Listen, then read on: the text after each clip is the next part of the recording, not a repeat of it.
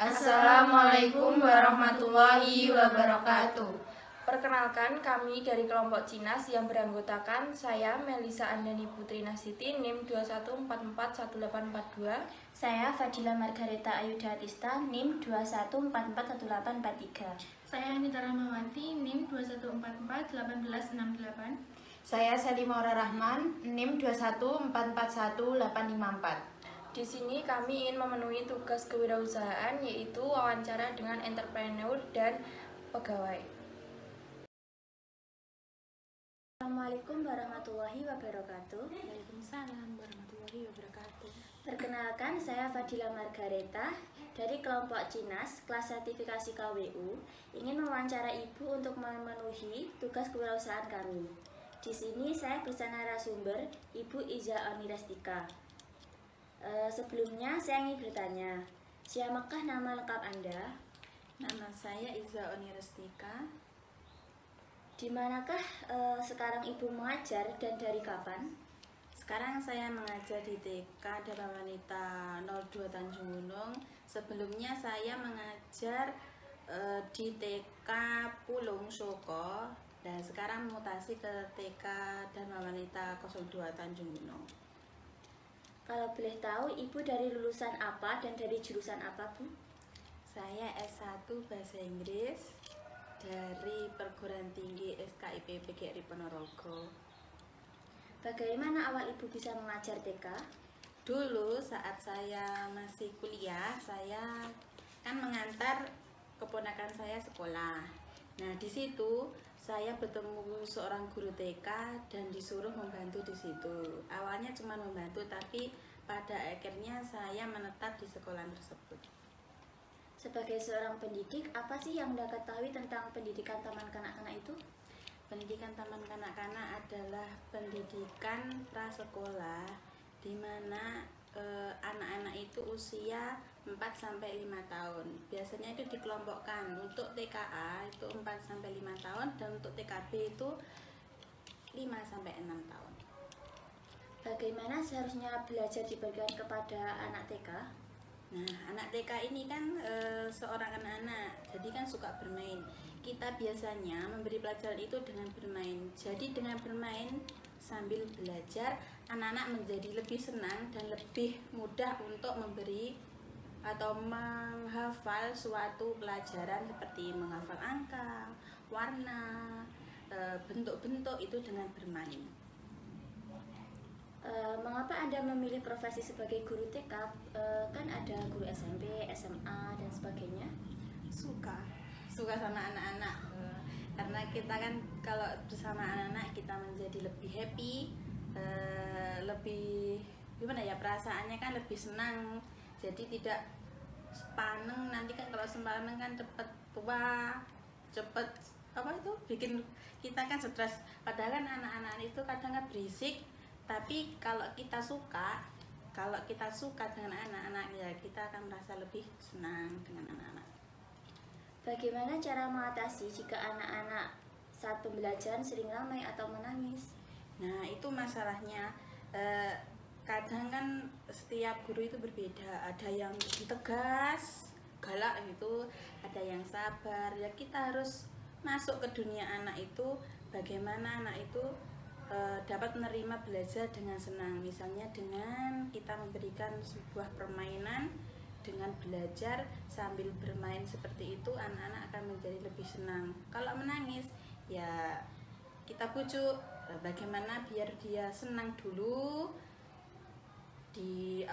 diajak bicara sampai dia diem dulu, baru nanti kita berikan belajar lagi. Pokoknya kita harus manutlah ke anaknya, jangan paksa gitu. Apa suka duka selama mengajar di TK? Sukanya ya lebih kalau sama anak-anak lebih rame lah, beda lah kalau sama yang lebih dewasa menurut saya, tapi ya kesukaannya masing-masing. Kalau dukanya, kalau ada yang anak rewel, satu rewel semua gitu. Kalau ada yang tidak bisa ditinggal orang tuanya, ya terkadang lah kita perlu dijengkel, tapi lah sabar, namanya juga anak-anak, pelan-pelan nanti kan bisa mandiri, bisa ditinggal sama orang tuanya. Penting kan jangan dipaksa. Udah. Baik Bu, terima kasih atas waktu yang telah diberikan kepada kami. Jika ada salah kata, kami mohon maaf sebesar-besarnya. Wassalamualaikum warahmatullahi wabarakatuh. Waalaikumsalam warahmatullahi wabarakatuh. Assalamualaikum warahmatullahi wabarakatuh. Saya Anita Rahmawati dengan NIM 21441868, perwakilan dari kelompok Cinas, ingin mewawancarai Bapak Siman mengenai budidaya ikan lele. Kalau saya boleh tahu, kolam tadi itu diberikan jenis ikan apa ya Pak? Kalau jenisnya ikan cuma satu ikan lele. Oh iya. Terus sejak kapan ya Bapak membudidayakan ikan lele ini? Budidaya ikan lele belum juga lama, sekitar 2 bulanan udah panen 1 kali. Ini mulai tabur lagi, Pak. Oh iya. Kemudian kira-kira modal untuk budidaya ikan lele ini sekitar berapa ya Pak sekali panennya?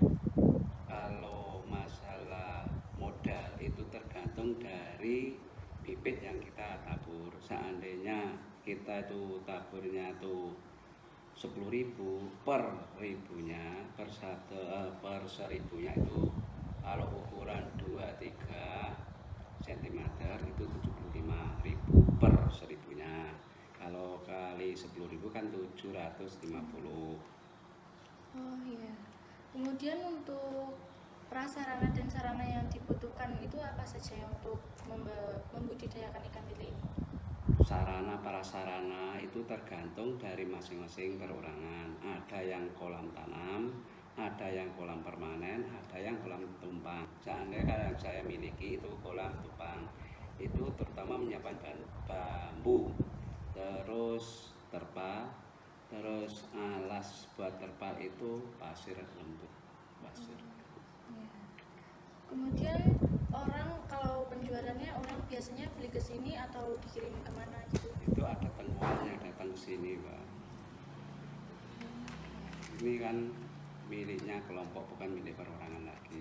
Apa-apa itu tergantung dari kelompok, bukan individu. Seandainya udah panen masa, selebihnya itu tinggal individu, Pak. Kalau ada orang yang beli perorangan itu dikasih. Terus untuk makanannya itu apa ya Pak kalau boleh tahu?